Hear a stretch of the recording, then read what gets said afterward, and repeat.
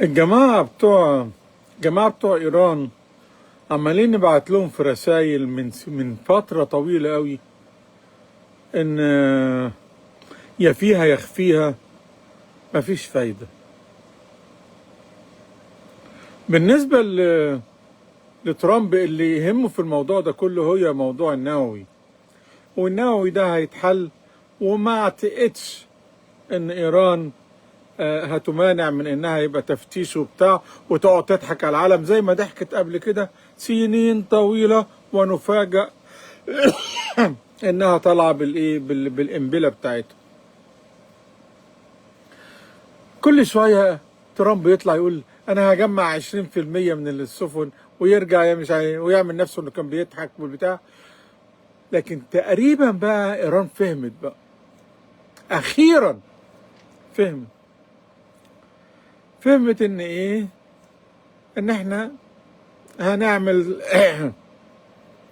شركة لإدارة مضيق هرمز يجمع فيها رسوم إيران وعمان وأمريكا. إيران وعمان باعتبارهم الدولتين المطلتين، واحدة في الشرق وواحدة في الغرب، وأمريكا باعتبارها القبضايا بتاع العالم.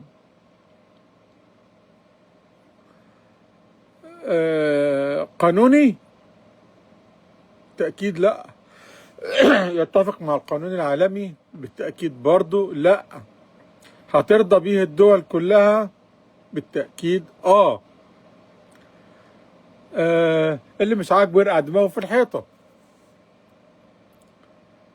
الدول الأوروبية والجماعة التانيين دول يعني مش هيضاروا، وبالتالي مش عندهمش استعداد انهم يدخلوا في مشاكل ولا يواجهوا لا إيران ولا أمريكا. زي ما قلت لكم بقى، يهمني ايه في الموضوع ده؟ انا الموضوع ده تمنيته قبل كده وعملت له فيديو قبل كده، وقلت انه حدوثه خير لمصر. قال لا، طب خير لمصر ايه يا راجل؟ اللي انت بتهرج ولا ايه؟ هو اول حاجه، الحاجه الوحيده اللي مش خير لمصر فيها ان احتمال كبير يحصل نفس النسخه في باب المندب. وهنا بقى مصر بقى لازم تتحرك، ومن دلوقتي. وانا عارف ان مصر متحركه، ومصر عامله مواني تحت هناك، وعامله قواعد عسكريه هناك. لها قواعد عسكريه لها قاعده عسكريه في جزيره سعوديه اساسا هناك برضو قريبه، ولها مواني في اريتريا، واعتقد الصومال برضو. فمصر ويل استابليشد هناك، واعتقد برضو ان مصر تقدر تسيطر على باب المندب. هي المشكله كلها في باب المندب، مش الزوارق ولا الصواريخ ولا الحاجات دي. دلوقتي الحقيقه بقت المشكله الكبيره جوه ان اي واحد من عشه فراخ فوق سطح بيته، من عشه فراخ ليترالي، يعني بمعنى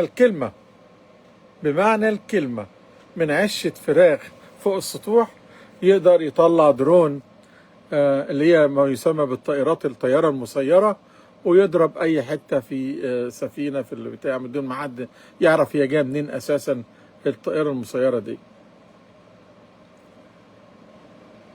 طب أنت بتقولي إن خير لمصر ليه؟ هقول لك إن الموضوع ده بلا شك بلا أدنى شك هيخلي دول الخليج تتعلم الدرس، وكلها هتشترك مع بعضها وهتعمل شركة ناقلة، أو هتتصرف وهتعمل أنابيب، الأنابيب بترول وغاز، تعدي تعبر السعودية وتبقى ترمي على مواني على البحر الأحمر، وبالتالي تطلع من نص البحر الأحمر على قناة السويس على طول، بدون ما تعدي لا على باب مندب ولا على هرمز ولا على أي حاجة.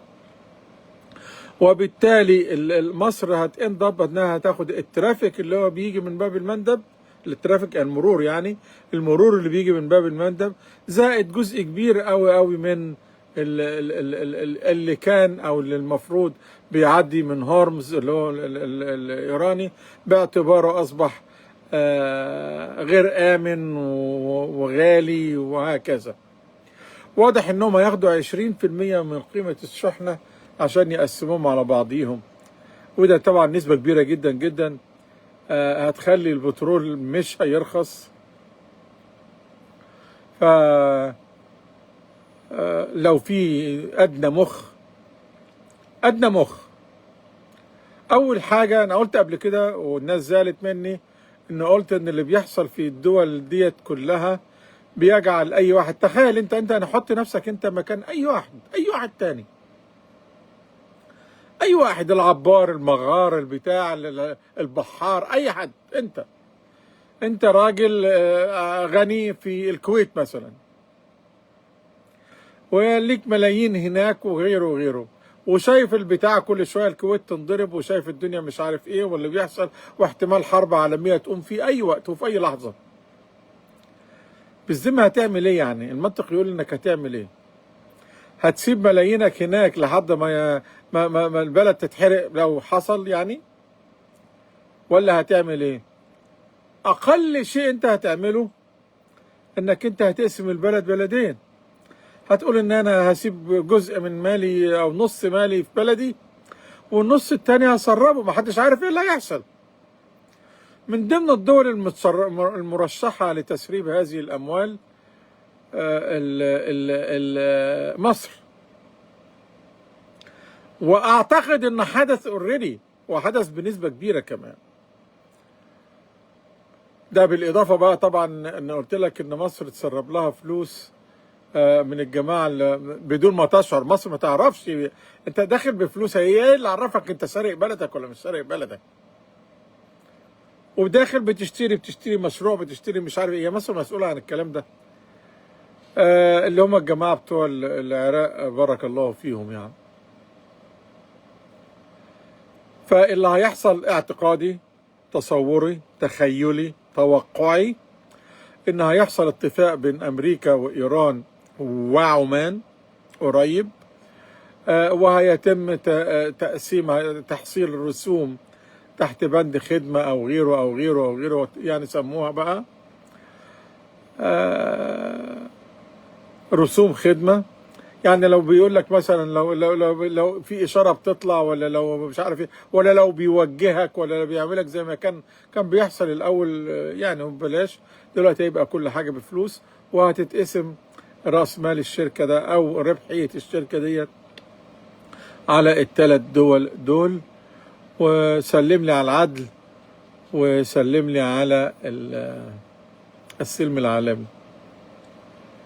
يا جماعة، القوة تصنع التاريخ. مفيش حاجة اسمها عدل في السياسة.